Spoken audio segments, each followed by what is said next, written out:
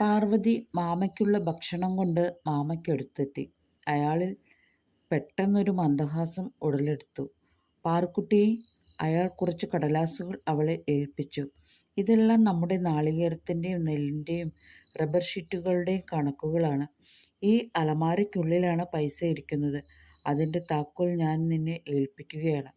പാറുവിന് നേരെ നീട്ടിയ താക്കോൽക്കൂട്ടം അവൾ ഏറ്റുവാങ്ങി. ഒരു 28കാരിയുടെ വിറയലോ പരിഭ്രമമോ അവൾക്ക് തോന്നിയില്ല. കാരണം ഈ കാരണത്താൽ മനോവിഷമം അനുഭവിക്കാൻ തുടങ്ങിയിട്ട് 2 മാസത്തോളമായി. അവൾ ആ തീരുമാനത്തോട് മനസ്സുകൊണ്ട് പൊരുത്തപ്പെട്ടിരുന്നു. കണ്ണീരില്ല, ചിരിയില്ല, നിർവികാരത മാത്രം. സ്ത്രീ ഒരു ജംഗമ വസ്തുവാണോ? പാർവതിയുടെ മനസ്സിൽ 1000 സംശയങ്ങൾ ഉരുത്തിരിഞ്ഞു. ഇദ്ദേഹത്തെ താൻ ഏതു രീതിയിലാണ് കാണേണ്ടത്? മാമയായിട്ടോ? അതുമല്ലെങ്കിൽ വലിയൊരു കൂട്ടുകാരനായിട്ടോ? അതല്ലെങ്കിൽ തനിക്കും ഭർത്താവിനും എന്തിനും ഏതിനും തരുന്ന ഒരു ദേവനായിട്ടോ? എന്തു പേരിട്ടാണ് ആ സ്ഥാനത്തെ താൻ വിളിക്കുന്നത്? ഇനി ആ അലമാര തുറക്ക്.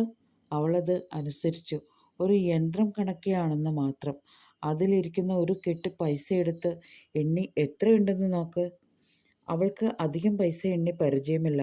എങ്കിലും പതിയെ എണ്ണാൻ തുടങ്ങി. "ദാ ഇങ്ങനെ എണ്ണണം." അയാൾ അത് വാങ്ങി എണ്ണിക്കാട്ടിക്കൊടുത്തു. അങ്ങനെ 1,00,000-നോടടുത്ത പൈസ അവൾ എണ്ണി അടുക്കി വെച്ചു. അയാൾ ഭക്ഷണം കഴിച്ച ശേഷമായിരുന്നു അവൾ അവിടെ നിന്നും പോന്നത്. അതിലൊന്നും ഒരപാകതയും അവൾക്ക് തോന്നിയില്ല. സമയങ്ങൾ ഇഴയുന്തോറും പരമന് പരവേശവും വെപ്രാളവും തോന്നി. പാറുക്കുട്ടി എന്തായിരിക്കാം താമസിക്കുന്നത്? അയാൾ ആരും കാണാതെ തൻ്റെ ചായ്പിലുള്ള മരപ്പെട്ടിയുടെ മൂലയിൽ തുണി മൂടിവെച്ച ഒരു കുപ്പി കള്ള് എടുത്തു വെച്ചു. ഒരു ഗ്ലാസും എടുത്തു വെച്ച് അതിലേക്ക് അല്പാൽപമായി കള്ള് ഒഴിച്ചു കുടിക്കാൻ തുടങ്ങി. ഇനി ഈ സങ്കടം തനിക്ക് സഹിക്കാൻ കഴിയില്ല എന്ന് അയാൾക്ക് തോന്നി. അല്പാൽപമായി അയാൾ അത് രുചിക്കുകയാണ്. മിഴികൾ നിറഞ്ഞു കവിഞ്ഞൊഴുകാൻ തുടങ്ങി.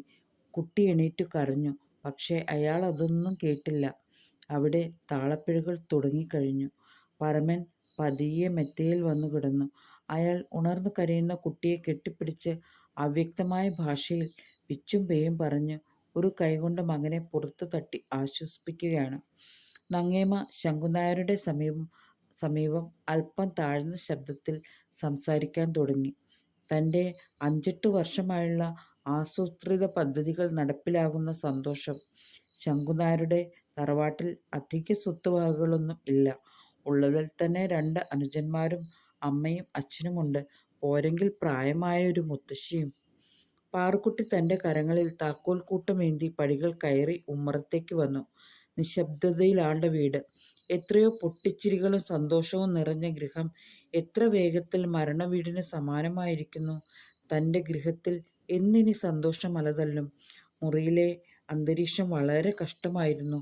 തൊടിയിലെ പണി ചെയ്യാൻ വരുന്ന നാടിയുടെ ശരീരത്തിൽ നിന്നും പ്രസരിക്കുന്ന ദുർഗന്ധവാസന അവൾക്ക് മനം പിരട്ടി. താഴ്വരയിൽ കോസടി വിരിച്ച് അവൾ ചുരുണ്ടു കിടന്നു. നിദ്രാവിഹീനങ്ങളായ പാതിരാവുകൾ.